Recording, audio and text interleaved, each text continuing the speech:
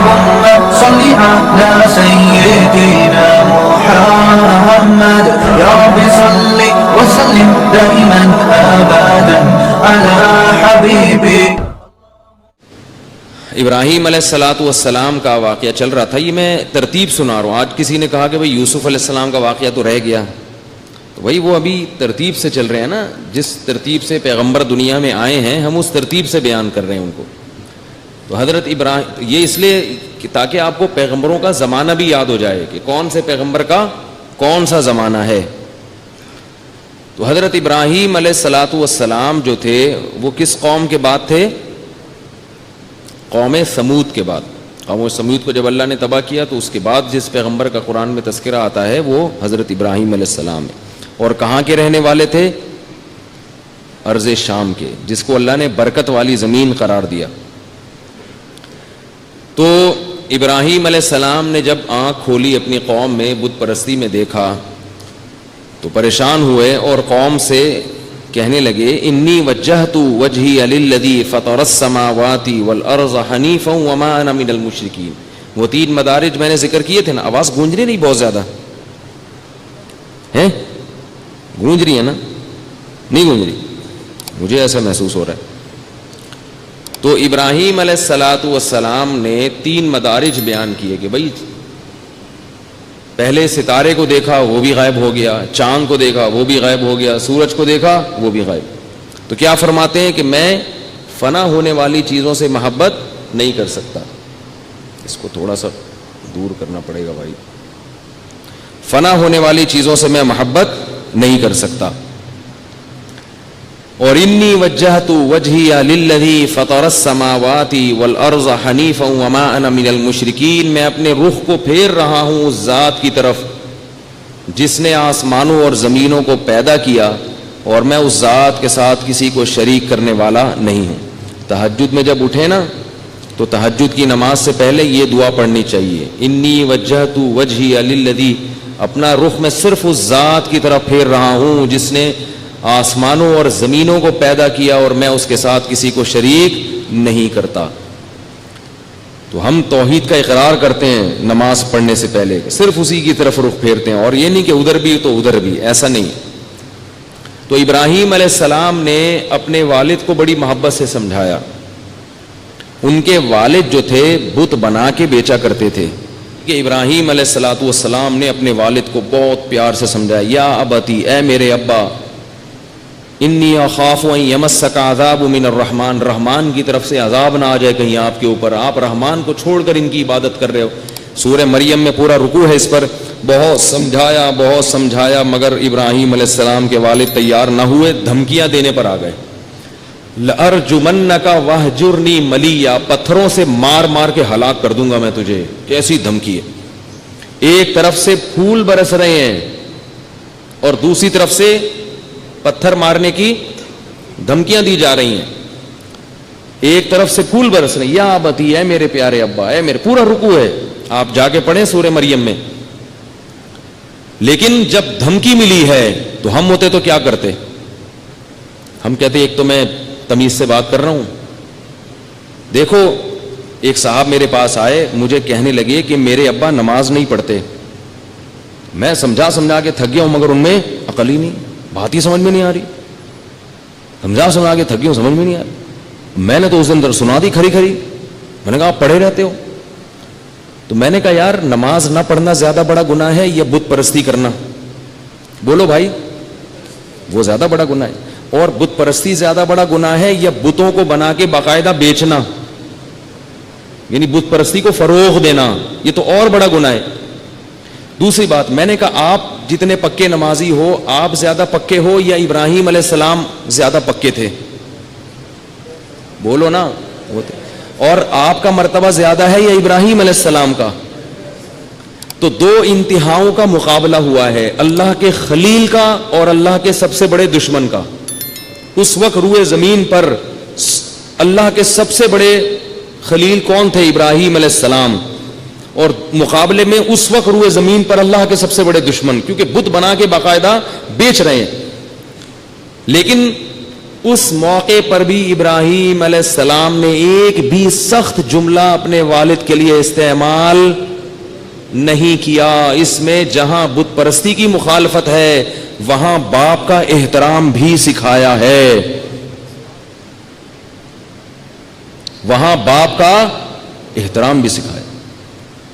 دوسری بات, بیٹا جب اپنے باپ سے کوئی مخالفت کرتا ہے کسی چیز کی تو اس میں بیٹے کی رائے میں غلطی کا امکان بھی تو ہوتا ہے نا. ہو سکتا ہے بیٹے کی رائے غلط ہو یا ابا کی رائے صحیح ہو, اور اگر مان لیا کہ بیٹے کی رائے صحیح ہے ابا کی غلط ہے تو یہ تو ہو سکتا ہے کہ ابا کو بیٹے کی رائے سمجھ میں نہ آ رہی ہو اور وہ اپنے آپ کو برحق سمجھ رہے ہوں. جب ہم میں سے کسی کا اپنے والد کے ساتھ جھگڑا ہو تو یہ بھی تو امکان ہے نا کہ بھائی ابا صحیح ہوں, اور یہ بھی امکان ہے کہ میں صحیح ہوں, لیکن وہ اتنا معاملہ پیچیدہ ہو کہ ابا اپنے آپ کو بےچارے صحیح سمجھ رہے ہوں. جبکہ ابراہیم علیہ السلام جو بات کر رہے تھے اس میں 100% ابراہیم علیہ السلام حق پر تھے اور ابا 100% غلطی پر تھے, اور سمجھ بھی رہے تھے کہ میں کس پر ہوں, غلطی پر, کیونکہ اتنا معاملہ پیچیدہ نہیں تھا کہ ان کو یہ سمجھ میں ہی نہ آئے کہ یہ بیٹا کیا کہہ رہا ہے. تو اتنی واضح بات میں بھی ابراہیم علیہ السلام نے سخت جملہ والد کے خلاف بولو نہیں نکالا. نرم نرم لہجہ سمجھا رہے ہیں, محبت سے سمجھا رہے ہیں, اور آگے سے دھمکیاں آنا شروع ہو گئی. جبکہ ہم میں سے کسی کا اپنے باپ سے جھگڑا ہو تو معاملہ اتنا واضح نہیں ہوتا. ممکن ہے ہم غلطی پر ہوں, وہ کس پر ہو, صحیح پر. ایسے موقع پہ بدتمیزی کرنا کتنا بڑا جرم ہوگا باپ کے ساتھ. بولو بھائی, اتنے نیک آدمی ایک طرف اور اس کے مقابلے میں اللہ کے اتنے بڑے دشمن, لیکن چونکہ اس وقت دنیا میں کون ہے, باپ اور بیٹے کا رشتہ ہے, تو اب بیٹا باپ کے سامنے اونچی آواز سے بات نہیں کر سکتا. تو اپنے باپ کا احترام کیا کرو اللہ کے بندے. ایک شخص آیا میرے پاس پہلے, یار میرے ابا بوڑھے ہو گئے, عجیب الٹی باتیں کرتے ہیں, گالیاں بھی دینا شروع کر دیتے ہیں, اتنی بری گالیاں والدہ کو دیتے ہیں, مجھے بھی دیتے ہیں, یہ کرتے ہیں وہ کرتے ہیں. کیا میں نے کہا بھائی اتنے بڑے ہو گئے, ابا کی عمر کتنی ہے, کہہ رہے 60 سال. میں نے کہا کتنی زندگی رہ گئی ہے, برداشت کر لو یار, اب ان کو سیدھا کرنے کی کوشش کرو گے 60 سال میں.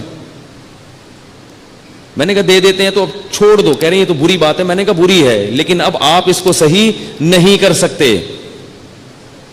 ہاں ابا کے ابا زندہ ہوتے نا, وہ آتے میرے پاس, یعنی آپ کے دادا آتے, بولتے میرا 60 سال کا بیٹا ایسے. میں ان کو کہتا لگاؤ ذرا جا کے جانا اس کو. دادا زندہ ہوتے, اس لیے کہتا ہوں جلدی شادیاں کرو اللہ کے بندو, دادا بن جایا کرو جلدی عمر میں. دادا کا اپنا مزہ ہے, خدا کی قسم, باپ بننے کا وہ مزہ نہیں جو دادا کا مزہ ہے. تو ابراہیم علیہ الصلاۃ والسلام نے سمجھایا نہیں مانے. باپ نے بالآخر کیا کہا, لأرجمنک, پتھروں سے مار کے ہلاک کر دوں گا. تو ابراہیم علیہ السلام نے کیا کہا, سلام علیک. اتنی بڑی دھمکی بھائی, قتل نہیں, پتھر سے مار کے, پتھروں سے, اتنی بڑی دھمکی. اللہ کے خلیل ہیں, ذرا بھی تو تکبر نہیں کر رہے کہ اے میرے ابا آپ کو پتہ نہیں میں کون ہوں, میرا کیا مقام ہے, کچھ بھی نہیں. کہہ رہے ہیں سلام علیک, آپ پر سلامتی ہو.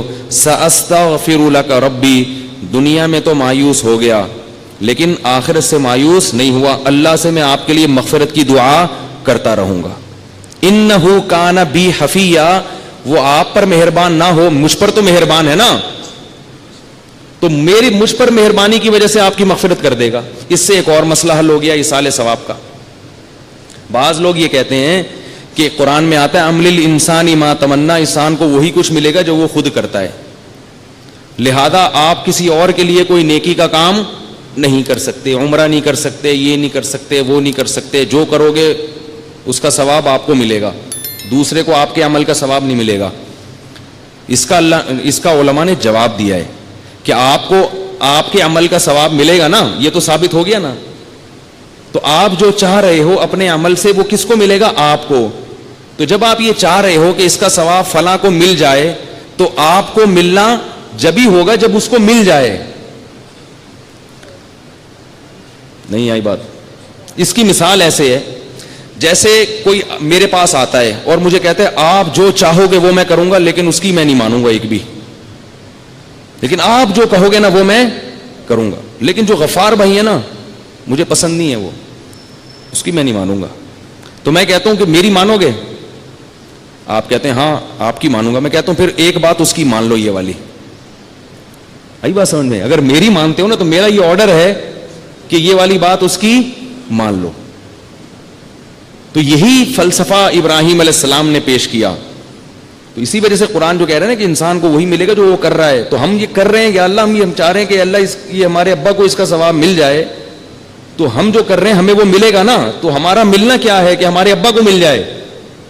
لیکن پھر بتا دوں ایصال ثواب میں جو منصوص ہے وہ کیا ہے؟ صدقات و خیرات. صدقہ خیرات پر زیادہ زور لگایا کرو. خیر, تو ابراہیم علیہ السلام نے کیا کہا کہ آپ پر مہربان نہیں ہے لیکن مجھ پر تو ہے. تو میں اللہ کی جو مجھ پہ رحمتیں ہیں وہ میں آپ کے حق میں کیش کراؤں گا. لیکن اللہ نے پھر قاعدہ بیان کر دیا کہ یہ صرف مسلمان کے حق میں تو ہو سکتا ہے, مشرک کے حق میں یہ قاعدہ نہیں ہے. ہم پر جو اللہ کی رحمتیں ہیں وہ رحمتیں ہم کسی دوسرے مسلمان کے حق میں تو کیش کرا سکتے ہیں, غیر مسلم کے حق میں کیش نہیں کرا سکتے. جیسے کوئی مسلمان ہے جس کو عذاب قبر ہو رہا ہو اور وہ بخشش کے لائق نہیں ہے, لیکن اگر اس کے لواحقین میں کوئی اس کے لیے خوب مغفرت کی دعا کرے, کوئی نیک پرہیزگار آدمی, تو اللہ کو اس پہ ترس تو نہیں آ رہا لیکن اس پہ تو ترس آئے گا نا. تو اللہ اس کی وجہ سے اس کی مغفرت کر دیتے ہیں. یہ تو ثابت ہے حدیث سے. مسلمان بالآخر ایک نہ ایک دن جہنم کی آگ سے نکلیں گے, اپنی حرکتوں کی وجہ سے تھوڑی نکلیں گے. وہ کیوں نکلیں گے؟ نبی صلی اللہ علیہ وسلم سفارش کریں گے. تو اللہ کو اپنے حبیب سے محبت ہے, تو ان کی محبت کی وجہ سے جو جہنم میں جائیں گے ان کا بھی کیا ہو جائے گا؟ بیڑا پار ہو جائے گا. اب اس سے آپ لوگ خوش ہو رہے ہوں گے چلو نکل جائیں گے تو چلے جائیں جہنم میں. تو جہنم میں تھوڑے دن بھی, وہاں کا تھوڑا بھی بہت ہے بھائی. پاگل جیسے کہتے ہیں نا, تھوڑا بھی بہت ہوتا ہے, کہتے ہیں نا. وہ ایک آدمی ہے نا, اس نے کہا یہ تھوڑا سا پاگل ہے, اس نے کہا یہ تھوڑا سا نہیں ہے, جو تھوڑا سا ہے وہ بہت پاگل ہے, کبھی بھی کچھ کر سکتا ہے. جہنم کی آگ بڑی سخت ہے اور اس کی تھوڑی مدت بھی بہت زیادہ ہے, اس لیے دور رہنا چاہیے. تو اللہ نے ایک رحمت رکھی ہے کہ بالآخر ایمان والے توحید پرست ایک نہ ایک دن نکل جائیں گے. لیکن جو مشرک ہے چاہے وہ نبی کے نام پہ کچھ بھی کر لے, وہ جہنم کی آگ سے نہیں نکلے گا. یہ اللہ کا فیصلہ ہے. تو ابراہیم علیہ الصلاۃ والسلام نے جب دھمکی ملی ہے تو کیا فرمایا؟ سأستغفر لک ربی انہ کان بی حفیہ, میرا رب مجھ پر مہربان ہے تو میں آپ کے لیے مغفرت کی دعا کروں گا. اب ابراہیم علیہ السلام نے چونکہ اللہ سے باپ سے وعدہ کیا تھا تو مغفرت کی دعا مانگ لی. اللہ نے پھر کیا کر دی؟ پابندی لگا دی کہ مشرک کے لیے آپ کو مغفرت کی دعا کی اجازت نہیں ہے. لیکن پھر ایک اور سبق ملتا ہے کہ باپ نے پھر ابراہیم علیہ السلام سے کہا وَهْجُرْنِي مَلِيًّا, مجھے چھوڑ دو. پھر ابراہیم علیہ السلام نے اس قوم کو چھوڑ کر ہجرت کی ہے, کیونکہ وہاں رہنا ابراہیم علیہ السلام کے لیے ممکن نہیں تھا. اس سے یہ پتہ چلتا ہے کہ باپ میں اور بیٹے میں بہت زیادہ اختلافات اگر ہو رہے ہوں اور اتنی نوعیت کے ہو گئے ہوں کہ باپ تو دین پہ نہیں آ رہا لیکن اس گھر میں رہ کر بیٹے کے لیے اپنا دین بچانا مشکل ہو گیا ہے, تو پھر بیٹے کو چاہیے کہ وہ گھر چھوڑ دے لیکن باپ سے حتی الامکان رابطہ رکھے. تو پھر کیا ہوا کہ ابراہیم علیہ السلام جو تھے وہ قوم کو بولتے رہتے تھے یہ بتوں کی عبادت چھوڑ دو چھوڑ دو چھوڑ دو, برے ہیں یہ کیا کر سکتے ہیں. ایک دن کیا ہوا کہ اس قوم نے کہیں, ان کا کوئی عید تھی جس میں وہ ساری قوم نے کہیں جانا تھا, تو انہوں نے ابراہیم علیہ السلام کو بھی کہا کہ چلو. اب ابراہیم علیہ السلام اگر نہیں جاتے تو بڑا مسئلہ تھا. یہ ایسا ہی ہے جیسے آپ کے رشتہ داروں کی شادی ہو رہی ہے, مکس گیدرنگ ہے, گانے بجانے ہیں اور آپ نہیں جائیں اس میں, تو کتنی مصیبت ہے. لیکن جانا جائز نہیں ہے. ابراہیم علیہ السلام نے سوچا کہ ایک تو یہ غلط جگہ پہ جا رہے ہیں, دوسرا یہ ہے کہ مجھے موقع مل جائے گا پیچھے کام کرنے کا. تو انہوں نے یہ بہانہ بنایا انی سقیم, میں کیا ہوں؟ بیمار ہوں. فنظر نظرۃ فی النجوم, ستاروں کی طرف دیکھا اور کہا کہ میں بیمار ہوں. ستاروں میں کچھ بھی نہیں ہے, بیماری سے کوئی تعلق نہیں, لیکن ان لوگوں کو یقین دلانے کے لیے نا کہ وہ ستاروں پہ ایمان رکھتے تھے, اور کہا کہ میں کیا ہوں؟ بیمار. یہ جھوٹ نہیں تھا, اس لیے کہ میں گویا روحانی طور پہ بیمار ہوں, تمہاری ان برائیوں کو دیکھ دیکھ کے ذہنی طور پر ڈسٹرب ہوں میں, تو یہ جھوٹ نہیں تھا. تو اس ایسا گول مول توریہ کرنا نا مشکل کے موقع پہ جائز ہے. ہماری زبان میں ہم لوگ اس کو کیا کہتے ہیں؟ ٹوپی کرانا. آپ کوئی مسئلے میں پھنس گئے, ایک بڑی سی ٹوپی لیں, اس کے سر پہ پہنائیں جو اس کی آنکھوں پہ بھی آ جائے اور کان بھی کور کر لے, اور پھر جہاں چاہیں نکل جائیں, ٹھیک ہے نا. تو میں لوگوں سے کہتا ہوں بھائی پھنس جاؤ نا تو ذرا گول مول بات کرو یار, کام چلاؤ. تو ابراہیم علیہ السلام نے توریہ کیا, اس کو عربی میں کہتے ہیں توریہ, کہ آپ کی بات کا مطلب کچھ اور, ان کی بات کا مطلب کچھ اور. پھر جب قوم چلی گئی واپس آئے تو ابراہیم علیہ السلام نے وہ مندر میں جو بت رکھے ہوئے تھے, کسی کی ناک توڑ دی, کسی کے کان توڑ دی, سب کو ٹنڈا لنجا منڈا بنا دیا. سب کوئی ٹنڈا ہے تو کوئی لنجا ہے, سارے ٹیڑے میڑے نا عجیب سی شکلیں کر دی. اور جو سب سے بڑا بت تھا نا اس کو کچھ نہیں کیا, اس کے کندھے پہ لا کے کلہاڑا رکھ دیا, اس کے کندھے پہ لا کے کلہاڑا. اب جب وہ آئے ہیں واپس عبادت کرنے کے لیے, اپنے خداؤں کا حال دیکھا, بھائی یہ کیا یار, وہ لنگڑا ہو گیا, اس کے بازو نہیں ہے, اس کے کان کٹا, وہ نک کٹا, عجیب سی شکلیں ان کی. ایسے خدا کی تو عبادت کرنے کا دل نہیں چاہے گا جس میں خوبصورتی نہ ہو. تو قالوا من فعل هذا بآلهتنا انه لمن الظالمین, کون ہے جس نے ہمارے خداؤں کے ساتھ یہ کیا, بڑا ظالم ہے. تو لوگ کہنے لگے سمعنا فتن یذکرہم, ایک نوجوان ہے. اس سے پتہ چلتا ہے کہ جتنے انقلابی کام ہیں نا وہ جوانی میں ہو جاتے ہیں, بڑھاپوں کا انتظار مت کیا کرو. سمعنا فتن, ایک جوان ہے, یذکرہم, جو اکثر ان کا برا تذکرہ کرتا رہتا ہے. یقال لہ ابراہیم, جس کا نام کیا ہے, ابراہیم. پبلک نے کیا کہا, فاتوا بہ علی اعین الناس, سب کے سامنے لے کر آؤ, سب کے سامنے وہ جرم کا اقرار کرے گا اور اس کو سزا ملے گی. اللہ تو چاہ رہے تھے کہ سب کے سامنے ہی یہ بات ہو, تاکہ ابراہیم علیہ السلام کی تقریر سب سن لیں ایک دفعہ. جب کوئی دین کی دعوت کے لیے کھڑا ہوتا ہے اور مخلص ہو تو اللہ کسی نہ کسی طریقے سے اس کی اخلاص کی آواز دنیا کے کانوں تک پہنچا دیتے ہیں. لیکن اس میں اپنا ہر ایک کے لیے حصہ ڈالنا ضروری ہے, اللہ پہ نہ چھوڑیں, ہمارا جتنا فرض بنتا ہے وہ پہلے اپنا کردار ادا کریں. تو ابراہیم علیہ السلام کو لایا گیا, پوچھا گیا انت فعلت هذا بآلهتنا یا ابراہیم, یا ابراہیم کیا تو نے کیا یہ؟ ابراہیم علیہ السلام فرمایا بل فعلہ کبیرہم ھذا, فرمایا بلکہ اس نے کیا, یہ جو ہے نا بڑا والا. ایسے مجھے وہ نا ایسے موقع پہ, میرا چھوٹا بیٹا ہے تو اس نے کوئی غلطی کہیں کسی نے کچھ کی تو میں نے کہا کس نے کی ہے, ایسے اشارہ کر رہا ہے, اشارہ یوں کر رہا ہے تاکہ اس کو پتہ نہ چلے کہ میں اس کی طرف اشارہ کر رہا ہوں. 4 سال کا بچہ نا, تو مجھے یوں کر رہا ہے. مجھے بڑی ہنسی آئی نا اس کی حرکت پہ کہ اپنی بلی کس پہ ڈال رہا ہے, اپنا جرم اس پہ ڈال رہا ہے, اور ایسے طریقے سے اس کو پتہ نہ چلے. تو بچے یہ اشارتیں بہت کرتے ہیں, ایسے یوں کر کے, یوں ایسے کر کے. تو مجھے وہ بالکل وہ واقعہ یاد آتا ہے کہ جب ابراہیم علیہ السلام سے انہوں نے پوچھا ہوگا کس نے کیا یہ, تو ابراہیم علیہ السلام نے کیا فرمایا, یہ جو ہے نا بڑا, یہ جو مسٹنڈا مسکرا رہا ہے یہاں کندھے پہ کلاڑا رکھ کے آ رہا, اس کو کچھ بھی نہیں ہوا, اسی نے کیا ہے. تو یہ بھی جھوٹ نہیں ہے, اس لیے کہ بعض دفعہ بات اتنی واضح ہوتی ہے, بھئی سب کو پتا ہے کہ یہ اس نے یہ نہیں کر سکتا. تو مطلب یہ ہے کہ پھر جب یہ نہیں کر سکتا, تو جب یہ کسی کا ہاتھ پاؤں نہیں کاٹ سکتا, تو یہ کیا تمہاری بگڑی بنائے گا؟ تو اس میں جھوٹ کچھ نہیں ہے. جھوٹ وہ, اسی سے یہ بھی پتہ چلتا ہے کہ ہمارے اکابر کی کتابوں میں بعض فرضی واقعات لکھے ہوئے ہیں. تو بعض لوگ اعتراض کرتے ہیں یہ جھوٹے قصے ہیں اور یہ جائز نہیں ہے. تو بھائی وہ حکایت یا وہ کہانی جس کے بارے میں پتہ ہو کہ فرضی ہے, اس کو بیان کرنا جھوٹ نہیں ہے. جھوٹ وہ واقعہ ہے کہ جس کو لوگ بیان کرنے والا سچ کہہ کے بیان کرے, حالانکہ حقیقت میں وہ سچ نہ ہو. تو ایسے بہت سے لطیفے ہوتے ہیں, حکایتیں ہوتی ہیں جو جھوٹے ہوتے ہیں اور سب ان کو جھوٹ سمجھ رہے ہوتے ہیں. یہ جو حدیث میں آتا ہے نا, جس نے لوگوں کو ہنسانے کے لیے جھوٹ بولا وہ بھی جھوٹا ہے. اس سے وہ جھوٹ مراد ہو جو ہو جھوٹ لیکن لوگ اس کو سچ سمجھ رہے ہوں, کیونکہ اس میں دھوکہ ہے. تو یہاں اس سے یہ مسئلہ بھی پتہ چلا ابراہیم علیہ السلام کے واقعے سے. تو حضرت ابراہیم نے کیا فرمایا, اس نے کیا ہے فَاسْأَلُوهُمْ إِنْ كَانُوا يَنْطِقُونَ, اور ایک اور انجیکشن لگا دیا کہ ان جتنے جن کی ٹھکائی ہوئی ہے نا, ان سے پوچھو, یہ خود بتائیں گے کہ اس نے کیا ہے. بھائی جس پہ ظلم ہوا ہوتا ہے تو مظلوم سے پوچھا جاتا ہے نا. ایجنسی والے آپ کو بلاتے ہیں, آپ کی جیب کٹ گئی, تو جب جیب کترے کو پکڑتے ہیں تو آپ کو بلائیں گے نا, یار پہچانو کس نے کاٹی ہے جیب, کون ہے مجرم. تو انہوں نے کہا بھائی ان کے ہاتھ بھی کٹ گئے, ان کی ٹانگیں بھی کٹ گئی, ان کے ناک کٹ گئے, ٹنڈے لنجے ہو گئے. تو اب ان سے پوچھو, یہ تمہیں بتائیں گے کہ کس نے کیا ہے. وہ جو بڑا والا ہے نا, اس سے پتہ چلتا ہے کہ تبلیغ ہوشیاری کا کام ہے, صرف رٹے رٹائے الفاظ نہیں ہونے چاہیے. بڑی حکمت, بڑی مصلحت, پورا ایک ماحول بنایا ابراہیم علیہ السلام نے. ویسے سمجھاتے تو شاید سمجھ میں نہ آتا, سمجھ میں تو اب بھی نہیں آیا, لیکن ان کے ہل گئے وہ اندر سے.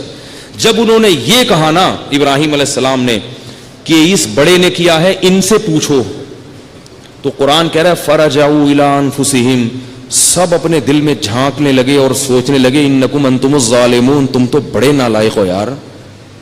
جو خدا تمہارا یہ نہیں بتا سکتا کہ اس نے تمہارے ساتھ یہ کیا, وہ تمہاری بگڑی کہاں سے بنائے گا.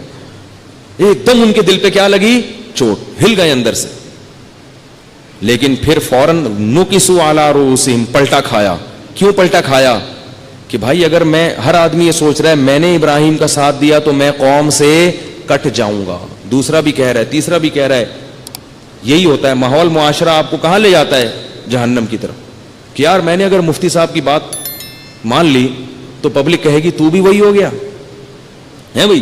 میں نے علماء کی بات مان لی تو پبلک کیا کہے گی, یار تم بھی ملاؤں جیسی باتیں شروع کر دی تم نے, تم بھی ملا بن گئے. اس طانے سے بچنے کے لیے ہر الٹی سیدھی بات کرتے رہتے ہیں لوگ. تو ابراہیم علیہ السلام, قرآن کہہ رہا ہے کہ ثم نکسوا علی رؤوسہم, فوراً پلٹا کھایا اور کہنے لگے لقد علمت ما ہؤلاء ینطقون, اے ابراہیم تجھے تو پتا ہے کہ یہ بیچارے بول نہیں سکتے. جب ان کے منہ سے اگلوایا ابراہیم, ویسے کہتے نا تو کبھی نہ بولتے. وہ ایک ماحول بنانا پڑتا ہے پورا. جیسے وہ ہم نے ٹائم مینجمنٹ کی ورکشاپ کروائی تھی نا, اس میں ایک بڑی دلچسپ یہ ٹائم لینڈر والے ایک چیز کرواتے ہیں کہ آپ سے نا وائٹ بورڈ پہ چند چیزیں لکھوائیں گے کہ جو لیٹ آنے والے لوگ ہیں وہ کیسے ہوتے ہیں. تو آپ بتاؤ گے وہ ایسے ہوتے ہیں, گالیاں دو گے ان کو, وہ سالے یوں ہوتے ہیں, وہ یوں ہوتے ہیں, وہ یوں ہوتے ہیں. جب پوری گالیاں دے کے آپ تھک جاتے ہو تو آپ سے کہتے ہیں کہ اگر آپ لیٹ آؤ تو آپ کیا ہو پھر. ابھی آپ تھوڑی دیر پہلے گالیاں دے کے فارغ ہوئے تو آپ کہتے ہیں یار یہ تو میں نے خود اپنے منہ سے کہا ہے. یہ ایک ٹیکنیکل طریقہ ہوتا ہے تو بات سمجھانے کا. تو ابراہیم علیہ السلام سو وہ فوراً بیک زبان کیا کہنے لگے, لقد علمتا, یہ کیسے بتائیں گے, اے ابراہیم تجھے تو پتا ہے کہ یہ بول نہیں سکتے. کاش کوئی ہندو میری باتیں سن رہا ہو اور اللہ اسے ایمان کی توفیق دے دے. کاش کوئی سن رہا ہو. پتہ نہیں بیچارے حسد میں ہی مرے جا رہے ہیں مسلمانوں سے, یہ دہشت گرد ہیں, یہ فلانے ہیں, یہ ڈمکانے ہیں. اللہ کے بندو, اسلام تمہارے فائدے کی بات کر رہا ہے. چھوڑ دو ان پتھروں کو, چھوڑ دو, یہ کچھ بھی نہیں کر سکتے. اپنے ہاتھ سے بناتے ہو, اپنے اللہ پوچھے گا قیامت کے دن, جو کھلا رہا ہے نا وہ رب وہ نہیں چھوڑے گا. تو یہ خیر خواہی کی بات ہے. اس میں ہمیں کوئی پیسے مل رہے ہیں, کوئی ہندو مسلمان ہوتا ہے یا کوئی عیسائی مسلمان ہوتا ہے کہ کسی مولوی صاحب کو پیسے ملتے ہیں, بلکہ جو مسلمان ہوتا ہے الٹا مولوی صاحب سے چندہ مانگنا شروع کر دیتا ہے. یہاں جتنے لوگ آتے ہیں نا عیسائی مسلمان ہوتے ہیں, تھوڑی دیر میں کیا کہتے ہیں, یار پیسے چاہیے. میں کہتا ہوں اس لیے مسلمان ہوئے پیسے چاہیے, میں تو بھگا دیتا ہوں بغیر ان کو بتاؤں پیسے نہیں ملیں گے پھر مسلمان ہو. تو ایسے کو ہم مسلمان کرتے ہیں. تو اب جب وہ کہنے لگے تو ابراہیم علیہ السلام نے کہا افتعبدون من دون اللہ ما لا ينفعکم ولا یضرکم, بھلا تم ایسوں کی عبادت کرتے ہو جو بول نہیں سکتے, تمہیں فائدہ نہیں پہنچا سکتے, نقصان نہیں پہنچا سکتے. اف لکم ولما تعبدون من دون اللہ, تف ہے تم پر بھی اور تمہارے خداؤں پر بھی. اب دلائل میں غالب آ گئے نا, اب آگے پبلک کے پاس جواب نہیں ہے. جواب کیا ہے؟ قالوا حرقوه, سب نے کہا ابراہیم کو آگ میں ڈال دو. وانصروا آلہتکم, اور اپنے خداؤں کی مدد کرو. حالانکہ خدا مخلوق کی مدد کے لیے ہوتا ہے, مخلوق خدا کی مدد کے لیے کیسے کنفیوز ہو گئے نا. جب بحث ہو رہی ہو نا اور حق غالب آ رہا ہو تو جو حق پر نہیں ہوتا نا وہ بیچارہ اسی طرح سے کنفیوز ہو کے ادھر ادھر کی پھینکنا شروع کر دیتا ہے. ہر اگلی بات پہلے سے زیادہ حماقت پر مبنی ہوتی ہے. تو وہ کہنے لگے حرقوہ, اس کو جلاؤ. وانصروا آلہتکم, اور اپنے خداؤں کی مدد کرو. ان کنتم فاعلین, اگر کچھ کرنا ہے, ورنہ ہمارے معبودوں کے ساتھ, ہمارے رب کے ساتھ ایسا ہوتا رہے گا, ان کی عزتیں محفوظ نہیں ہوں گی. آج تو ان کے ہاتھ ٹوٹے ہیں, کل ان کی عزت پہ بھی ڈاکہ پڑ سکتا ہے, کل کوئی ان کی پینٹ بھی اتار سکتا ہے ان بتوں کی, کچھ بھی ہو سکتا ہے ان کے ساتھ. بچاؤ ان کو, بچاؤ. اور پھر جمع کر کے نا پوری قوم نے تماشا دیکھا اور ابراہیم علیہ السلام کو آگ میں ڈال دیا گیا. اللہ فرماتے ہیں قلنا یا نار کونی بردن وسلاما علی ابراہیم, اے آگ ابراہیم پر ٹھنڈی ہو جا اور سلامتی والی ہو جا. اتنی ٹھنڈی نہ ہو کہ ٹھنڈک سے اس کو جو ہے وہ پریشان کر دے, سلامتی والی ہو جا. اتنا بڑا معجزہ اللہ نے اس قوم کو دکھایا کہ جلتے رہے آگ کے اندر مگر آگ نے ان کا بال بھی بیکا نہیں کیا. قوم جب اس سے عاجز آ گئی تو ان کا پیچھا قوم نے چھوڑ دیا لیکن اسلام قبول نہیں کیا. کیسے سخت ماحول خراب کرتا ہے, بار بار میں بتا رہا ہوں ماحول. تو ابراہیم علیہ السلام نے صرف ان کے بھانجے لوط علیہ السلام ایمان لائے تھے ابراہیم علیہ السلام. اس کے بعد ابراہیم علیہ السلام نے فیصلہ کیا کہ میں اس قوم کو اور اس علاقے کو چھوڑ دیتا ہوں. آپ کے بھانجے آپ کے ساتھ تھے, پھر آپ کی ایک زوجہ آپ کے ساتھ تھی حضرت سارہ, وہ بھی اسلام قبول کر چکی تھی. ان سے ابراہیم علیہ السلام کا نکاح ہوا. حضرت سارہ کو لے کے اور حضرت لوط علیہ السلام کے ساتھ ابراہیم علیہ السلام نے وہاں سے ہجرت کر لی. تو آگے پھر لوط علیہ السلام کا واقعہ ہے. پھر اللہ نے ان کو پیغمبر بنا کے بھیجا کسی قوم کی طرف, وہ انشاءاللہ کل بتاؤں گا. اور کچھ پہلو ابراہیم علیہ السلام کے رہ گئے ہیں, وہ انشاءاللہ کل بتاؤں گا. تو یہ انبیاء کے واقعات نا اس ترتیب سے لے کے چل رہا ہوں. اور لوگ بعض مجھے کہہ رہے ہیں کہ یہ تو آپ پچھلے سال بھی آپ نے بیان کیا. بھائی ہر سال کچھ اللہ تعالیٰ نئی باتیں دل میں ڈال دیتے ہیں, نئے اسباق ڈال دیتے ہیں. تو اگر آپ ایک ہی واقعہ 3 دفعہ سن چکے ہیں تو کیا پریشانی ہے اس میں؟ کوئی نہیں. عمل کی توفیق مل رہی ہے, یہ دیکھیں کہ ابھی تک عمل کی توفیق کیوں نہیں ملی. اگر عمل کی توفیق نہیں ملی تو پھر وہ 6 دفعہ اور سننا چاہیے وہ واقعہ. اللہ تعالیٰ ہم سب کو سمجھنے کی عمل کی توفیق عطا فرمائے.